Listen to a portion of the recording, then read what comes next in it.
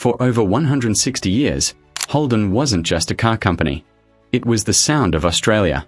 The roar of a V8 down a country highway, the badge on the ute parked outside every footy club in the nation, the brand that built the cars Australians were literally born in the backseat of. But this is a story that ends with empty factories, broken promises, and a community asking whether the company that gave Australia its national car ever really belonged to Australia at all. This is the story of how Holden went from Australia's own to a name that no longer exists on a single showroom floor. Holden didn't start as a car company at all. Back in 1856, James Alexander Holden set up a saddlery business in Adelaide, making leather goods for horses and carriages. It was his grandson, also named James, who steered the business toward the future, moving into upholstery for the new horseless carriages that were starting to appear on Australian roads. By 1917, with imported car parts becoming scarce due to the war, Holden's motor bodybuilders began producing car bodies locally, fitting them to imported chassis from American manufacturers. It was practical, it was local, and it set the foundation for everything that followed. In 1931, during the depths of the Depression, General Motors bought out Holden's motor bodybuilders, merging it with their Australian operations to form General Motors Holdens. For decades, this would be the open secret at the heart of the Holden story. From the very beginning, Australia's most patriotic car brand was owned by an American giant. But for the next 70 years, that almost didn't matter. Because what happened next felt unmistakably Australian. After the Second World War, the Australian government wanted a fully Australian-made car, designed and built from the ground up for Australian conditions. On the 29th of November, 1948, Prime Minister Ben Chifley unveiled the Holden-Ford 215, soon nicknamed the FX. It was the first car designed, engineered, and manufactured entirely in Australia. Tough enough for outback roads, simple enough to fix with basic tools, and affordable enough for the average family. Australians queued for months to get one. The slogan that followed became one of the most famous in Australian advertising history: football, meat pies, kangaroos, and Holden cars. It wasn't just a jingle. It was a statement about what it meant to be Australian, and Holden had written itself directly into that identity. Through the 1950s and 60s, Holden became the dominant force in the Australian car market. At its peak, more than half of all new cars sold in Australia wore the Holden Lion badge. The factory in Elizabeth, South Australia, became the economic heartbeat of an entire region, employing thousands and supporting tens of thousands more jobs in component suppliers and dealerships across the state. Then came the cars that would define generations. The Monaro in 1968, a genuine muscle car that could go toe-to-toe with anything coming out of America. The Kingswood, the quintessential family car that became so culturally embedded it gave its name to one of Australia's most beloved sitcoms, Kingswood Country. And then, in 1978, the Commodore arrived. Built on a smaller European platform but with Australian engineering thrown at it to handle local roads and conditions, the Commodore would go on to become the best-selling car in Australia for decades. Generations of Australians learned to drive in one, took their first date in one, moved house in one. The rivalry with Ford became the great motoring conversation of the nation. Holden versus Ford wasn't just about cars. It was tribal. Families had allegiances. Towns had allegiances.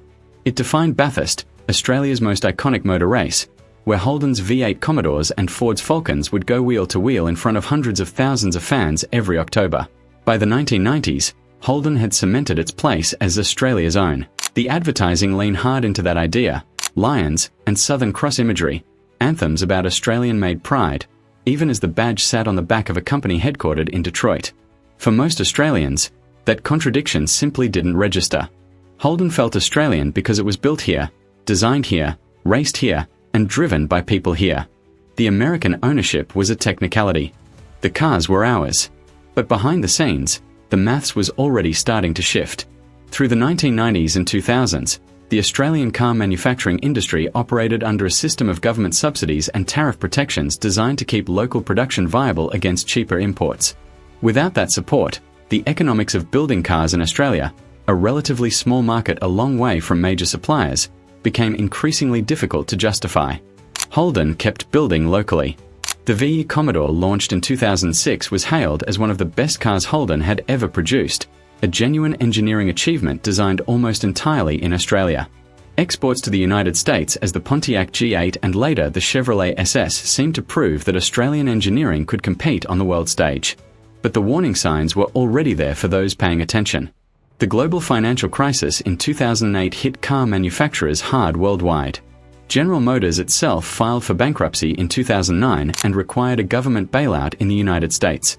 An American parent company fighting for its own survival was never going to prioritize a factory on the other side of the world producing a fraction of its global output. Australian sales were also changing.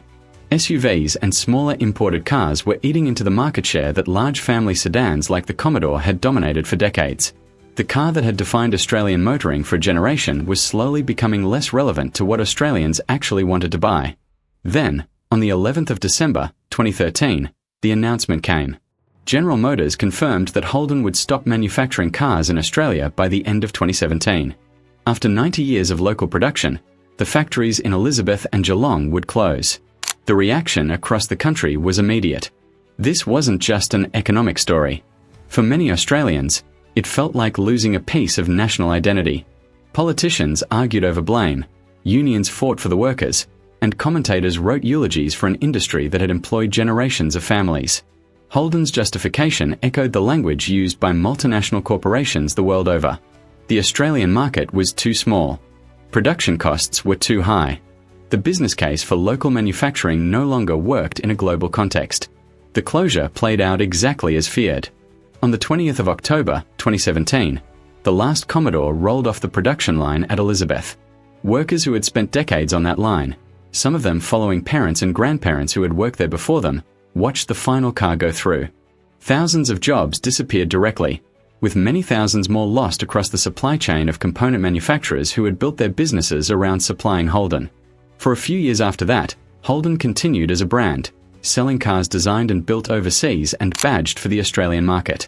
The Commodore nameplate even continued, now built in Germany on an entirely different platform, a car that shared little more than a name with the Australian icon that had come before it. But the badge without the factory, without the local engineering, without the connection to Elizabeth and Geelong, felt increasingly hollow to many Australians. Sales declined. The brand that had once commanded more than half the market was now struggling for relevance. Then, on the 17th of February, 2020, General Motors announced it would retire the Holden brand entirely by 2021, withdrawing from right-hand drive markets altogether. After 164 years in some form, and 72 years as Australia's own car manufacturer, Holden was gone.